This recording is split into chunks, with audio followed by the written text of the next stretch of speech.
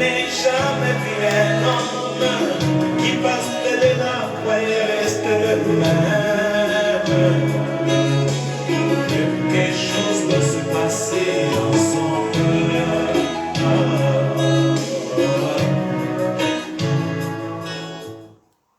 Que le Seigneur vous bénisse. Nous sommes la maison des prières Christ notre résurrection.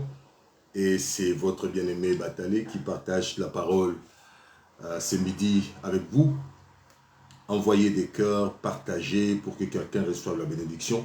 Nous sommes en train de commencer une grande saison qui va nous amener jusqu'au mois de janvier. C'est une saison des témoignages. Une saison des témoignages que nous avons, par la grâce de Dieu, commencé aujourd'hui. Et lorsque j'étais en train de méditer la parole de Dieu, une pensée m'est venue à cœur pour partager avec vous. C'est vrai que les temps n'étaient pas en notre faveur, mais parce que Dieu était en notre faveur, nous avons pu résister contre les attaques de l'ennemi et nous voici revenus au-devant de vous. Lorsque nous lisons la Bible, bien-aimée, nous remarquons une chose. Dieu apparut à Moïse dans la buisson ardent et il dit avoir besoin de libérer son peuple. Il dit à Moïse, voici je t'envoie pour libérer mon peuple de l'esclavage. Pourquoi? Il dit non, parce que j'ai vu la souffrance, j'ai entendu les cris, c'est-à-dire j'ai entendu les prières de mon peuple et je t'envoie.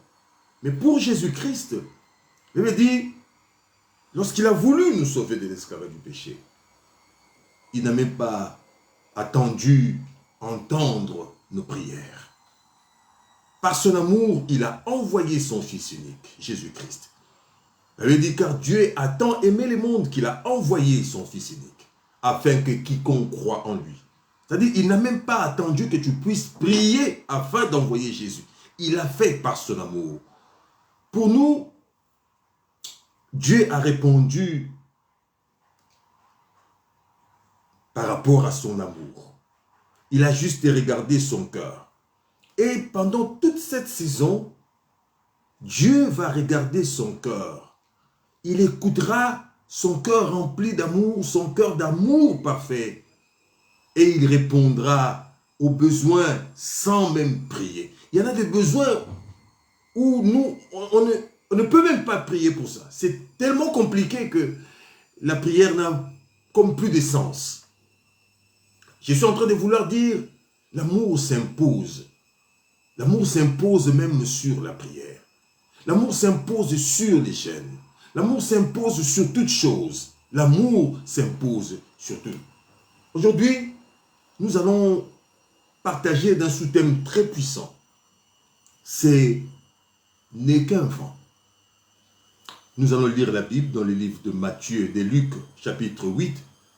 Nous sommes au verset 22, à partir du verset 22 jusqu'au verset 25.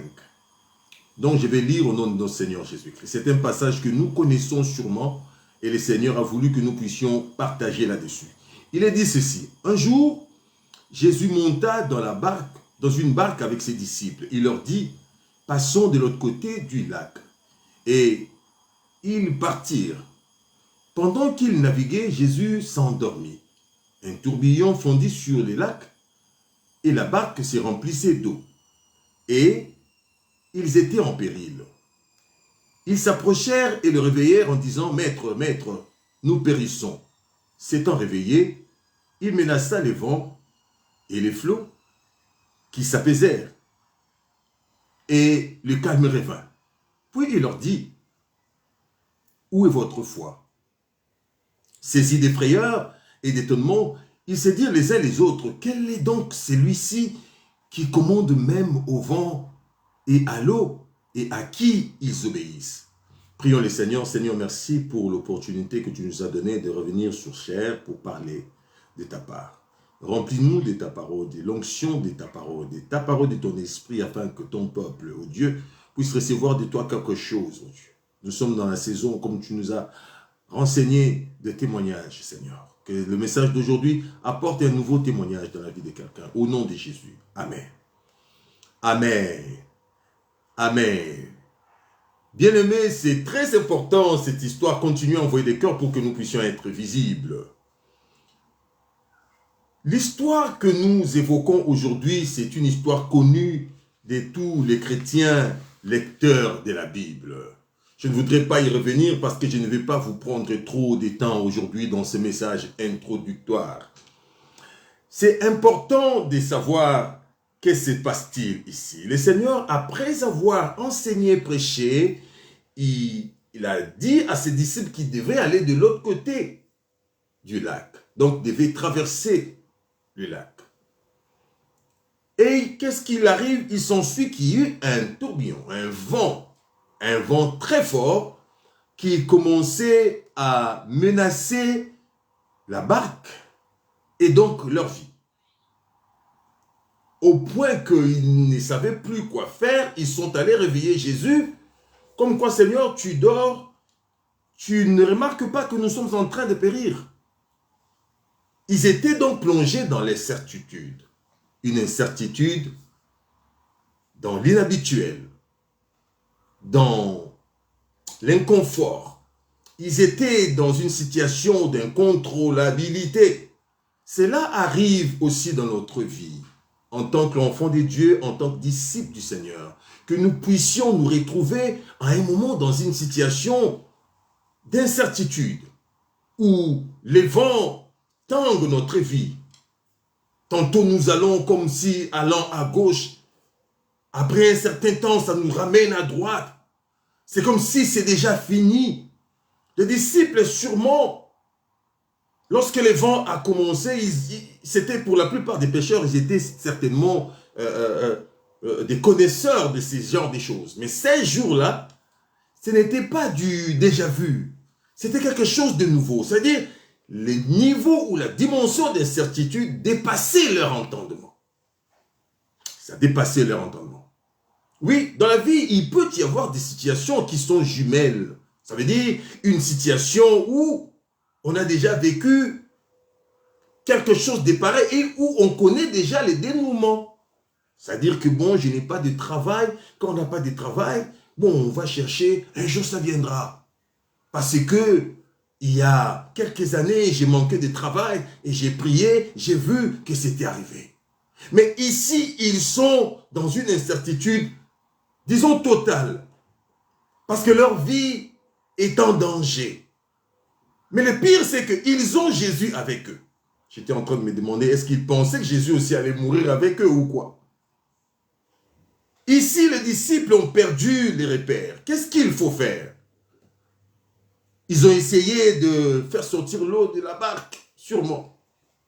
Ils ont essayé ce qu'ils pouvaient, mais rien n'a marché. Il arrive aussi dans notre vie que nous puissions essayer. Essayer. Nous avons peut-être essayé, mais la force des vents nous a empêché d'atteindre les résultats avec nos propres efforts. C'est très important. Rien n'a marché. Ils étaient donc convaincus que la mort était devant eux, qu'ils allaient mourir.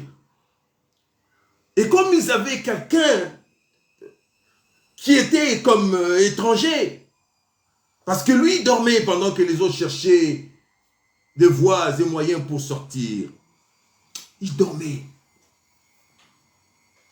Les vents, c'est quelque chose de bien, de foi. Mais lorsqu'il commence à menacer, ça devient très dangereux. Parce que le vent peut emporter les choses. C'est-à-dire, lorsque nous avons été victimes de vent, il peut se faire que le vent puisse emporter avec lui des choses. Le vent peut aussi emporter avec les vies. Oui, le vent peut emporter des choses. Mais ce qui est important, je voudrais que tu retiennes aujourd'hui, c'est que peu importe ce que le vent a emporté avec. Dans la provision de Dieu, c'est écrit que Dieu, les dieux que tu pries, les dieux que tu invoques, les dieux que tu sers, Et c'est lui qui ramène les choses qu'ont volé les sauterelles. Donnez un amen à Dieu. Peu importe ce que tu as déjà perdu par un vent qui est venu dans ta vie, les dieux que tu invoques, les dieux que nous servons, il est les dieux qui ramènent la pluie de l'arrière-saison. Il est les dieux qui ramènent les choses volées par les sauterelles. Lorsque tu lis la Bible dans le livre de Joël, c'est comme si les sauterelles, lorsqu'ils volent, ils vont garder quelque part. Non, les sauterelles, lorsqu'ils prennent, ils mangent. Mais dit, il peut ramener ces choses par sa puissante main. Alléluia. La provision est là. Nous savons que le vent a aussi d'autres objectifs. Lorsqu'on est un arbre, on n'a pas seulement peur que le vent puisse enlever, pour faire tomber toutes les feuilles et les fleurs. C'est-à-dire, il y a des situations qui nous débarrassent, qui nous dépouillent des choses que les gens approuvent en nous. Ce qui font que les gens puissent être attirés vers nous. Les fleurs. Cette beauté que nous avons. Cette intelligence que nous avons. Il peut y arriver que nous soyons passés par les vents ou que les vents puissent passer par nous et enlever ces choses-là. Mais nous savons aussi une chose, il faut retenir. Il faut retenir. Même si les vents arrivaient à déraciner les choses comme ils pouvaient déraciner les plantes. Même si les vents arrivaient à renverser les choses. Mais dans la provision des dieux, j'ai dit dans la provision des dieux, c'est la gloire de ce qui sera rebâti qui intéresse Dieu. Ça veut dire, lorsque tu remarques dans ta vie, tu perds des choses. Et tant avec le Seigneur, c'est que le Seigneur a préparé des choses plus glorieuses. C'est que le Seigneur a préparé des gens plus meilleurs. Si ça se dit. C'est que le Seigneur a préparé quelqu'un d'autre qui remplacerait. Il a dit, détruisez-moi ces temples. Dans 3 jours, je le rebâtirai. Et la gloire du second temple sera plus grande que la gloire du temple ancien. Des fois dans notre vie, nous devons comprendre ces choses. Dieu vient dans notre vie, laisse les vents venir dans notre vie pour nous débarrasser des choses que lui-même nous a données, mais qui sont devenues archaïques. Est-ce que quelqu'un a entendu? On t'a toujours apprécié. Tu as toujours été apprécié des gens par ce que tu as. Mais Dieu, dans ta préscience, il voit que ces choses sont devenues archaïques. Tu vaux plus que ça. C'est-à-dire, à chaque fois que tu perds quelque chose, dis-toi que Dieu a prévu un remplacement plus glorieux. Alléluia. Alléluia. Les nouveaux ou les ressuscités est toujours plus puissant que l'ancien. C'est pourquoi le Seigneur permet les vents dans notre vie. Oh bien-aimé, ce n'est qu'un vent. Ce n'est qu'un vent. Lorsque nous regardons la vie de Job, sa vie a 3 phases. Je veux dire, il y a 3 Job dans la Bible. La vie de Job eut 3 chapitres différents. Le premier Job est riche, issu d'une famille, je ne sais pas, mais c'est un homme éminemment riche, avec une famille stable, un homme respectable. Il avait une telle respectabilité à cause de sa richesse. Job, ça c'est dans son premier chapitre. Ceux qui le connaissent voient en lui un modèle de réussite. Est-ce que je parle à quelqu'un? Dans sa première phase, Job, c'est un modèle de réussite. Jusqu'à ce que les vents commencent à souffler dans sa vie. Lorsque les vents commencent à souffler, au fait, Job rentre dans la deuxième phase de sa vie. Je ne sais pas si tu es dans la deuxième phase de ta vie. Dans cette phase où les vents soufflent, où les vents viennent briser les choses que tu as bâties avec beaucoup de sueur, avec beaucoup de prières. Ne dis pas, non, ça, je l'ai reçu de Dieu, Koko Boukanate. Dieu peut permettre à ce que certaines choses que nous avons reçues de lui puissent être cassées, démolies. Parce qu'il a un autre projet pour nous. Donne un amen à Dieu.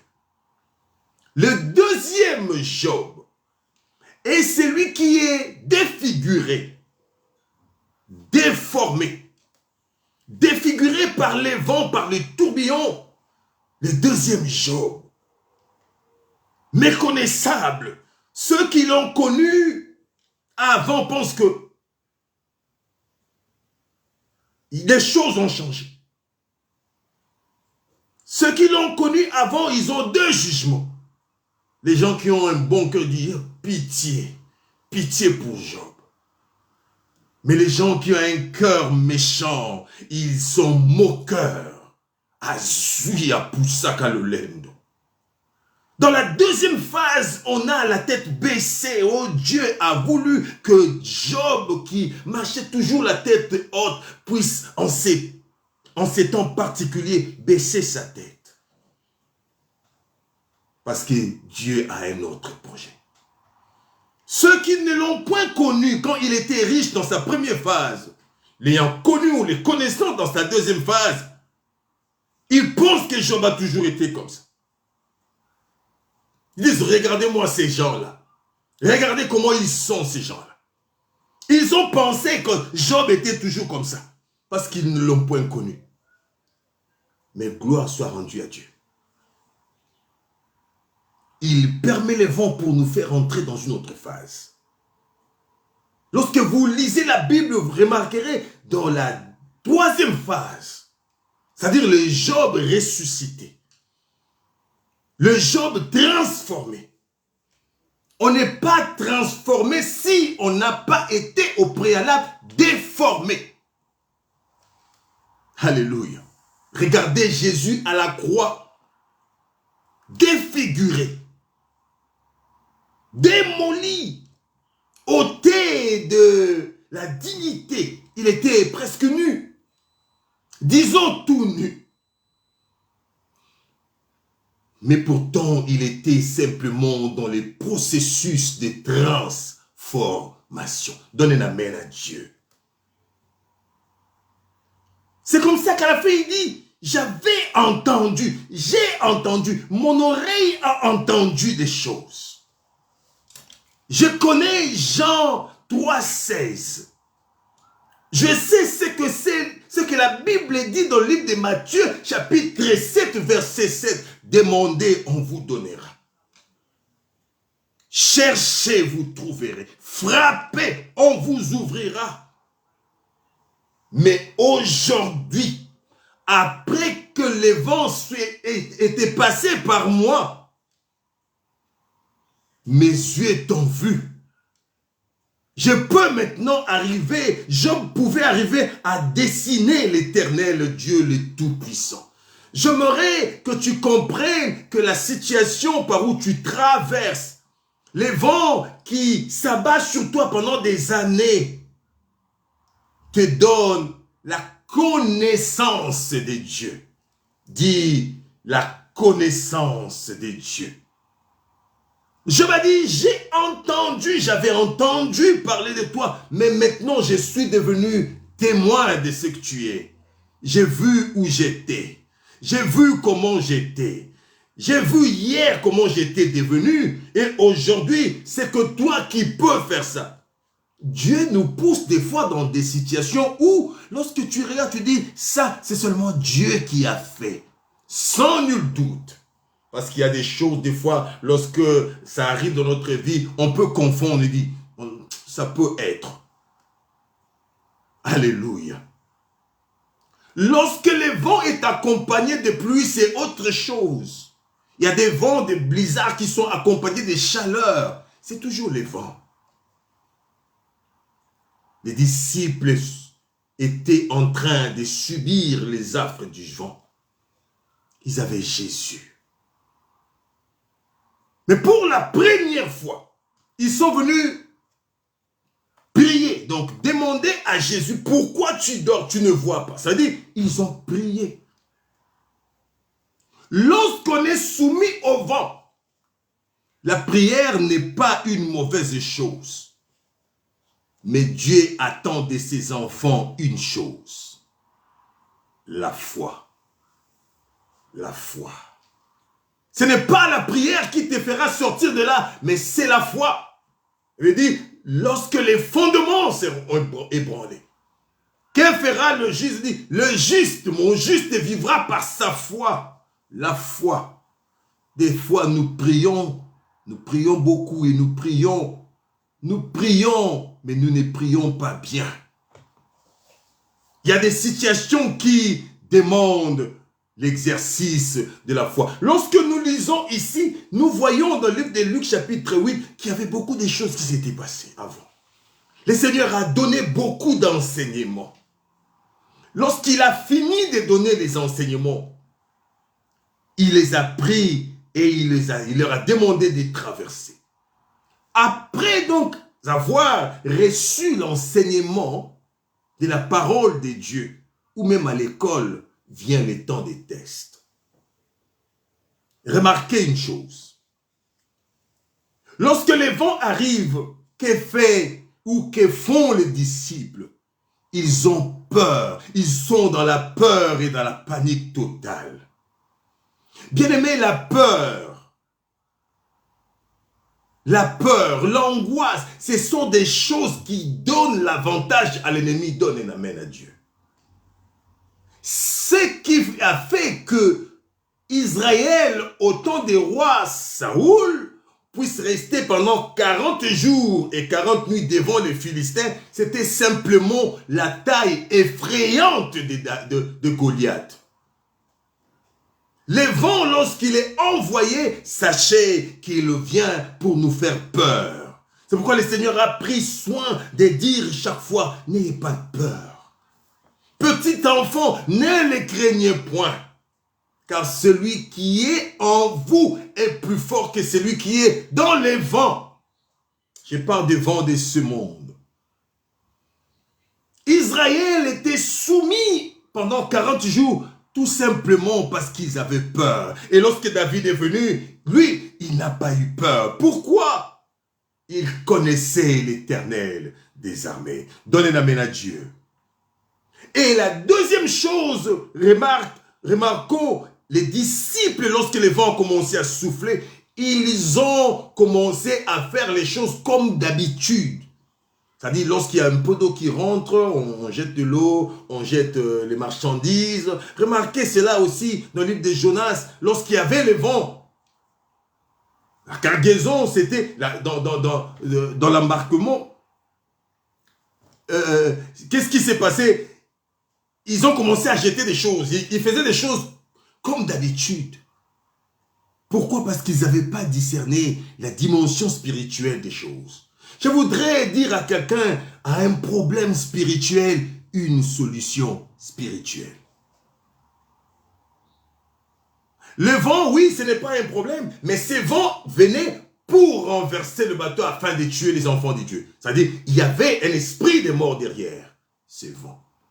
C'est-à-dire, chaque fois qu'il y a une maladie, il y a une situation qui nous balance, nous devons comprendre ce qu'il y a derrière. Derrière ce vent ici, il y a autre chose.